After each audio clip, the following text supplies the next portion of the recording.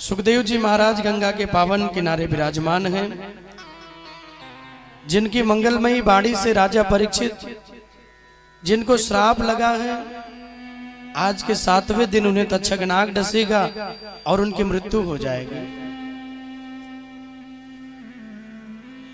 न केवल अपनी मृत्यु को सुंदर बनाने के लिए अपितु संसार में जितने भी लोग हैं उनकी मृत्यु सुंदर हो जाए, इस निमित्त गुरु के चरणों में आए हुए हैं। क्योंकि संसार में 2 प्रकार के लोग हैं। एक वो लोग जो स्वार्थी होते हैं, जो अपने परिवार और अपने विषय में ही चिंता करते हैं, भगवान से गुरुजनों से भी प्रार्थना करते हैं तो केवल मेरा कल्याण हो, मेरे परिवार का भला हो। उन लोगों को स्वार्थी कहा गया जो केवल अपने लिए सोचते हैं। हम सनातनी हैं और हमारे यहाँ ये भाव होता है, सर्वे भवन्तु सुखिना सर्वे सन्तु निरामया। हम केवल अपने कल्याण की चर्चा नहीं करते। जो भगवान के सच्चे भक्त होते हैं वो वसुधैव कुटुंबकम, केवल हमारा नहीं सबका कल्याण हो। इसलिए हमारे यहाँ एक नारा कहते हैं, विश्व का कल्याण हो। ये केवल हमारे धर्म में बोला जाता है, हिंदू धर्म में बस। और जितने मजहब, जितने पंथ हैं दुनिया में, किसी में विश्व के कल्याण की चर्चा नहीं है, केवल अपने कल्याण की चर्चा है। लेकिन एक सनातन हिंदू वैदिक धर्म ऐसा है जहां हम केवल अपना नहीं, जगत के कल्याण की चर्चा करते हैं। केवल मेरा नहीं अपितु सारे संसार का कल्याण हो। वसुधैव कुटुंबकम, ये भाव होता है। तो आज सुखदेव जी महाराज पधारे, केवल 16 वर्ष की उम्र है। केवल 16 वर्ष के सुखदेव जी महाराज आए। क्यों आना पड़ा? क्योंकि परीक्षित जी ने संत का अपमान किया। इतने बड़े धर्मात्मा राजा थे, कोई साधु संत देख लेते थे तो चरणों में लेट जाते थे। कोई महलों में आ जाए तो अपने सिंहासनों पर उसे बैठाते थे, चरण धुल के चरणामृत का पान करते थे, पूरे अपने राजमहल में संत के चरणोदक को छिड़काते थे जिससे घर पवित्र हो जाए। और आज बुद्धि में आकर के कलयुग बैठ गया। क्यों? क्योंकि जरासंध का मुकुट पहन लिया। बुराई के सोने में कलयुग को निवास मिला है। और जैसे ही राजा परीक्षित ने अधर्म के मुकुट को धारण किया, वैसे ही कलयुग आकर राजा की बुद्धि को बिगाड़ दिया। और जैसे ही राजा की बुद्धि को बिगाड़ा, संत बैठकर समाधि में भगवान का नाम ले रहे हैं। वो तो समाधि में बैठ के भगवत चर्चा में, भगवान के नाम में आनंदित हैं। लेकिन परीक्षित जी को लगा कि जानबूझ के नेत्र बंद किए हैं, क्योंकि भूख लगी थी, प्यास लगी थी। जाकर के भोजन मांगा, जल मांगा, महाराज मुझे भोजन करा दो, जल पिला दो। बड़ी प्यास लगी है, एक बूंद जल पिला दो। महात्मा दोनों नेत्र बंद कर बैठे हैं, समाधि में बैठकर भगवान का नाम चल रहा है, इसलिए सुन नहीं पाए कौन बुला रहा है। राजा थोड़ी देर वहां खड़े रहे, फिर इनको लगा कि जानबूझ के नेत्र बंद किए। तो राजा ने किया क्या? एक मरा हुआ सर्प वहीं पड़ा था, उस सर्प को उठाया धनुष की नोक से और ले जाकर समीक महात्मा के गले में डाल दिया। अब गले में सांप क्यों डाला? बोले सर्प इसलिए डाला क्योंकि मरने का डर हर किसी को होता है। लास्ट स्टेज में कोई हो, प्राण एकदम निकलने को हो, शरीर कितना भी अंग सब जवाब दे गया हो, 90-100 साल से ज्यादा उम्र हो गई हो, वैसे भले रोज कहते हो भगवान मुझे क्यों नहीं ले जाते, लेकिन जिस दिन पहुंच जाए कि भैया चलोगे, अरे बोले हम तो मजाक कर रहे थे, आप सीरियस हो गए, अभी यहीं रहेंगे, बहुत दिन रहेंगे, अभी चलना नहीं है। कहने के लिए कह देते हैं। तो मृत्यु का बड़ा भय होता है, बड़ा डर होता है। वैसे मृत्यु जीवन में एक बार ही आनी है। परीक्षित ने कहा मृत्यु अटल है, और जो अटल है उसका स्वागत करना चाहिए, डरना नहीं चाहिए। एक ना एक दिन तो मरना ही है। हाँ, जो बुरे कर्म जीवन में करके मर जाएं उन्हें डरना चाहिए कि जीवन में कोई अच्छा काम नहीं किया और मृत्यु लेने को आई तो डरना चाहिए, संसार में लोग मेरा नाम नहीं लेंगे। लेकिन जीवन में जो इतना अच्छा कर्म करके जाए, मृत्यु भी लेने के लिए आए तो हंसते हुए प्राण निकले, हमने जीवन मानव का मिला तो ऐसा सुंदर काम करके आए हैं। पशुओं वाला काम नहीं किए, मानव का जीवन मिला तो मानव का काम करके आए हैं। मृत्यु के डर के कारण ले जाके सर्प डाला, सांप गले में डाल दिया। विचार करने लगे कि अगर जानबूझ के नेत्र बंद किए होंगे, जानबूझ के नेत्र बंद होगा तो नेत्र खोल देंगे, और जब नेत्र खोलेंगे तो मुझे जल मिल जाएगा, मुझे भोजन मिल जाएगा। लेकिन महात्मा तो समाधि में बैठे हैं, नेत्र खुला नहीं, सांप गले में डाल दिया, थोड़ी देर खड़े रहे, फिर वहां से लौट गए। और जब थोड़ी देर बाद वहां से चले गए, अपने महलों में आए, यहाँ समीक महात्मा का बेटा बगल में खेल रहा था बच्चों के साथ।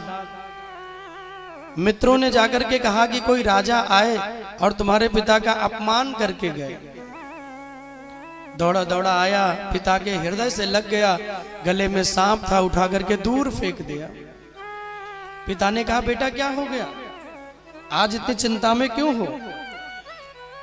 पुत्र ने कहा, पिताजी एक राजा आपका अपमान करके गए, लेकिन मैंने उन्हें छोड़ा नहीं।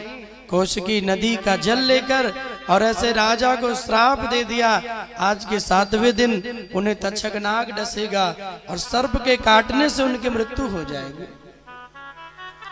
जिन्होंने अपने राजा के पद का अभिमान करके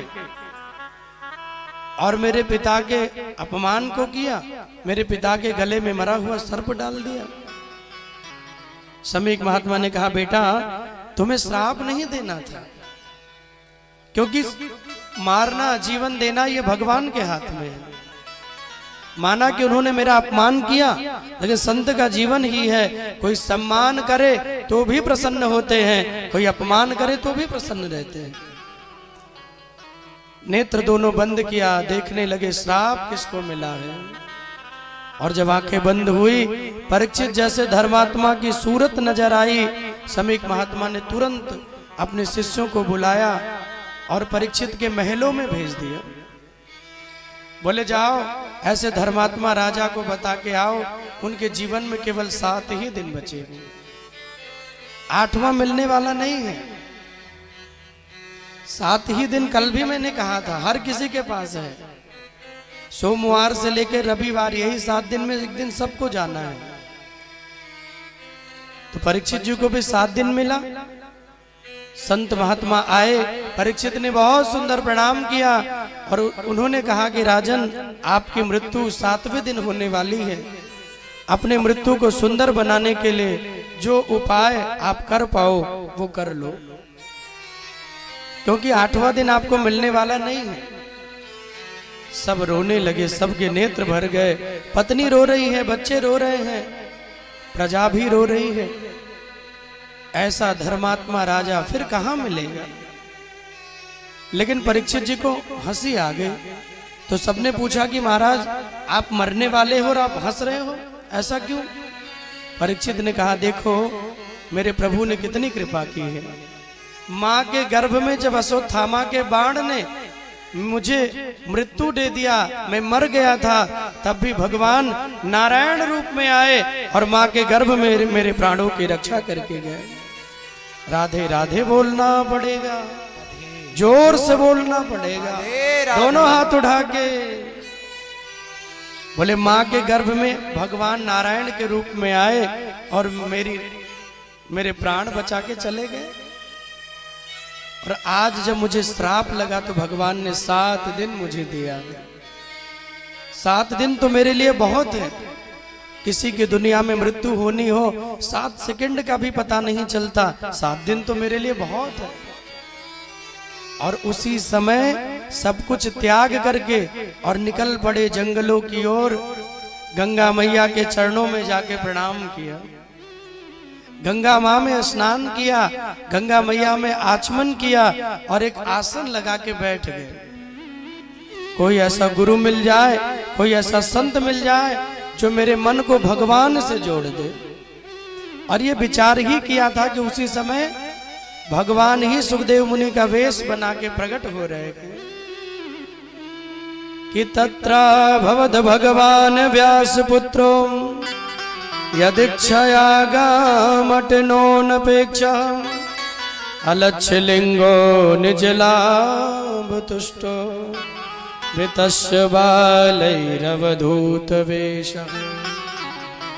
तत्र भवद भगवान व्यास पुत्रो। उसी समय भगवान व्यास के सुपुत्र सुखदेव जी महाराज साधु का वेश बना के पधारे। 16 वर्ष की उम्र है, एक लंगोटी को धारण किया है, ज्यादा किसी वस्तु की चाह नहीं है। सुंदर बाल है, सुंदर नेत्र है, माथा चमक रहा है मानो सूर्य प्रकट हो गए हो। जिस रास्ते से आते हैं सब हाथ जोड़ के प्रणाम कर रहे हैं। परीक्षित की सभा में पहुंचे और जब वो सभा में गए तो एक दो नहीं, वहां हजारों हजारों महात्मा बैठे, हजारों हजारों ऋषि मुनि वहां विराजमान हैं। देवी देवता तीर्थ नदियां अपना अपना वेश बना के वहां आकर के विराजमान हो गए। ऐसा धर्मात्मा राजा भगवान की कथा को सुनने के लिए जा रहा है, सब आकर के बैठ गए। सुखदेव मुनि को प्रणाम किया और प्रणाम करके कहा, प्रभु मैं स्वार्थी नहीं हूं जो अपने लिए कोई प्रश्न करूं। मेरी मृत्यु होने वाली है, मैं मर जाऊं तो कोई गम नहीं, क्योंकि जिसे आप मिल गए और जिसे भगवान की कथा मिल गई वो तो अमर ही हो जाता है। लेकिन जो लोग दुनिया में मरने वाले हैं उनकी मृत्यु सुंदर हो जाए, ऐसा हमें कोई उपाय बता दीजिए। भाई वो चाहते तो अपने लिए पूछ लेते कि मैं मरने वाला हूं, मुझे ही अमर कर दो, बाकी से क्या मतलब है। आजकल का समय तो यही है ना, जो कुछ आजकल किसी को भगवान मिल जाए ना तो लोग कहेंगे सब हम ही को दे दो, हमारे पड़ोसी को कुछ मत देना, उसकी दीवार भी गिरा दो, उसका घर भी गिरा दो, जो हो सब मुझे दे दो। एक व्यक्ति महादेव की तपस्या करने गए, महादेव को प्रसन्न किया तो शंकर भगवान प्रकट हो गए। बोले भैया तुमने बड़ी अच्छी मेरी भक्ति साधना की, तो अब कुछ वरदान मांग लो। बोले हाँ वरदान तो दो महाराज। बोले क्या चाहिए? बोले वरदान ये चाहिए कि हम जो मांगे वो हमको मिल जाए, जो मेरा मन हो, जो मेरी इच्छा हो, जो मैं कहूँ कि मेरा मकान बन जाए तो मुझे मकान मिल जाए, जो मैं कहूँ कि मेरी गाड़ी हो जाए तो मुझे गाड़ी मिल जाए। महादेव जी उनके मन के भाव को समझ गए। महादेव जी बोले ठीक है चलो हम तुम्हें वरदान देते हैं, जो तुम मांगोगे वो तुम्हें मिलेगा, लेकिन जो तुम्हें एक मिलेगा वो तुम्हारे पड़ोसी को डबल मिल जाएगा। इतना कह के भगवान चले गए। अब इनको वरदान मिल गया, इस बात की खुशी नहीं हुई, पड़ोसी को डबल मिल रहा है इस बात का इनको गम हो गया। वैसे भी आजकल अपने दुख से कौन दुखी है, पड़ोसी खुशी हो जाए, सुखी हो जाए तो बगल वाला अपने आप दुखी हो जाता है। ये इतना आनंद में क्यों है? अपनी चिंता से व्यक्ति दुखी नहीं है। भगवान तो चले गए। अब ये आए, बोले हे महादेव एक बढ़िया गाड़ी दे दो। बड़ी सी गाड़ी आ गई तो जाके बगल वाले के यहाँ देखे तो 2 गाड़ी खड़ी हो गई। बोले ये बड़ा टेंशन, हमें कम मिल रहा है, इनको ज्यादा। बोले महादेव जी हमको अच्छा सा घर बना दो, बहुत बड़ा सा घर। बड़ा सा घर बन गया, बगल जाके देखे उनका 2-2 घर बन गया। अब ये जो मांगे एक वो 2 हो जाए उनको। तो एक दिन फिर महादेव को प्रकट किया, बोले प्रभु आओ। भगवान बोले आऊंगा तो एक लास्ट वरदान दूंगा बस। बोले ठीक है लास्ट ही दे दो लेकिन आओ। भगवान आए, बोले महादेव जी आपने ये ठीक नहीं किया। बोले क्या नहीं किया? बोले हमको जो एक मिलता है इनको 2 मिल जाता है, बड़ा समस्या। भगवान बोले तो तुम्हें उनसे क्या मतलब भाई, जो तुम्हें मिल रहा है उसका आनंद लो। बोले नहीं नहीं हमारे पड़ोसी को क्यों मिल रहा है, एक लास्ट वाला वरदान दे दो। भगवान बोले मांग लो। बोले ऐसा काम कर दो महादेव कि मेरी एक आंख फूट जाए, मेरी एक आंख चली जाए। अब जैसे एक आंख मांगा इनकी एक चली गई। अब एक आंख बंद करके गए, पड़ोसी को देखा उनकी दोनों चली गई तो बड़ा खुश हो गए, मगन हो गए, राधे राधे बोलना पड़ेगा। बोले हाँ अब ये बढ़िया हुआ। भगवान बोले अजीब पागल हो, अरे अपनी भी एक गंवा ली, उनकी तो दोनों चली गई। अपने सुख से व्यक्ति ना प्रसन्न हो पाता है, ना अपने दुख से दुखी हो पाता है। यहाँ तो दूसरों की, हम ये वस्त्र पहने इनका ज्यादा बढ़िया है, हमारी साड़ी कम अच्छी है इनकी ज्यादा महंगी है। इस बात का भी बड़ा टेंशन होता है। माताएं कहें ना भले, लेकिन मन में बड़ा भाव बनता है। और फिर बाद में कहें कि नहीं नहीं ठीक नहीं है, कलर अच्छा नहीं है। इसलिए मैं कहता हूं ना, माताएं बड़ी भोली होती हैं, घर गृहस्थी की जिम्मेदारी इसलिए संभाल लेती है, उन पर भगवान की विशेष कृपा होती है। तो इन्होंने कहा मैं स्वार्थी नहीं हूं, जो मैं कुछ मांगू। तो बोले क्या चाहिए? तो कहा अतः पृच्छामि संसिद्धिं योगिनां परमं गुरुं पुरुषस्य यत् कार्यं म्रियमाणस्य सर्वथा। महाराज, जो लोग दुनिया में मरने वाले हैं उनकी मृत्यु सुंदर हो जाए, ऐसा हमें कोई उपाय बता दीजिए। ये नहीं कहा कि मैं मरने वाला हूं तो मुझे अच्छा कर दो। बोले जो भी दुनिया में मरने वाले हैं, क्योंकि मरना तो सबको है। सुन करके सुखदेव जी बड़े प्रसन्न हुए और कहा राजन, तुम्हारा जो प्रश्न है वो बड़ा ही उत्तम है। तुमने अपने लिए नहीं पूछा, तुमने जगत के लिए पूछा है। श्रीमद् भागवत को प्रारंभ किया सुनाना। सबसे पहले सृष्टि क्रम का वर्णन सुनाया। दुनिया में जब प्रलय हो जाती है, 4,64,000 वर्ष कलयुग की आयु है, और 4,64,000 वर्ष जब बीत जाएगा तो फिर दुनिया में प्रलय हो जाएगी। सब तरफ केवल जल ही जल होगा, ना कोई मकान ना कोई घर, कुछ भी नहीं होगा। तो जब जल ही जल होगा तो फिर भगवान सृष्टि को करेंगे। और कैसे करेंगे? बोले बाल रूप में, बालक रूप में भगवान जल के बीचों बीच बट वृक्ष के पत्तों पर घूमते रहते हैं। और जब भगवान की एक से अनेक होने की इच्छा होती है तो उनकी नाभि से कमल प्रकट हो जाता है। कमल पे ब्रह्मा जी का प्रादुर्भाव हुआ, फिर मरुदगणों को बनाया, महादेव को बनाया, सृष्टि क्रम को प्रारंभ किया। तो भगवान जो नारायण है, जिनको ओमकार कहते हैं, जिनको निर्विकार भी कहते हैं, जिनके द्वारा ही सृष्टि का निर्माण हुआ, ऐसे भगवान नारायण को सभी देवताओं ने प्रणाम किया। ब्रह्मा जी को सृष्टि के सृजन की जिम्मेदारी दी गई। तो उनके अग्रभाग से एक स्त्री और पुरुष का जोड़ा निकला, जिनका नाम रखा गया मनु और शतरूपा। अब मनु जी की वंशज में हम लोग भी आए। मनु की संतान होने के कारण हम लोगों को भी मनुष्य कहा गया। मनु थे तो मनु से मनुष्य हो गए। इन दोनों का ब्रह्मा जी ने विवाह करवा दिया। और जब इन दोनों की शादी हो गई तो इनके द्वारा 3 बेटियां और 2 बेटे हुए। आकुति, देवहूति, प्रसूति नाम की 3 कन्या और प्रियव्रत और उत्तानपाद नाम के 2 बेटे हुए। अब आकुति मैया का विवाह रुचि प्रजापति से कराया गया। देवहूति मैया का विवाह करदम मुनि से कराया गया।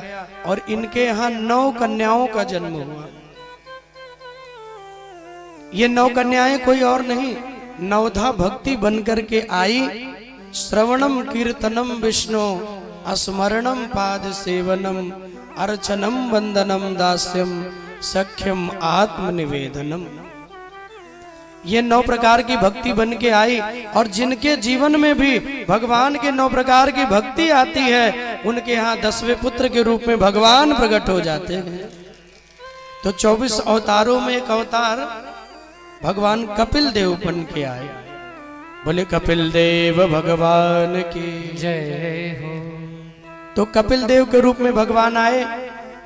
अपनी माँ को बहुत सुंदर ज्ञान दिया, सांख्य शास्त्र को बनाया, उसका प्रचार प्रसार किया।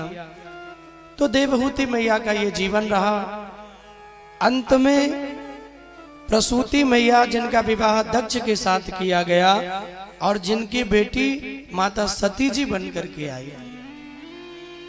अब दक्ष ने सती का विवाह कहीं और करने का विचार बनाया, लेकिन सती मैया ने बचपन से भगवान महादेव को अपना माना, इसलिए महादेव के चरणों में अपने मन भाव को रख दिया और महादेव जी के साथ ही सती मैया का विवाह हो गया।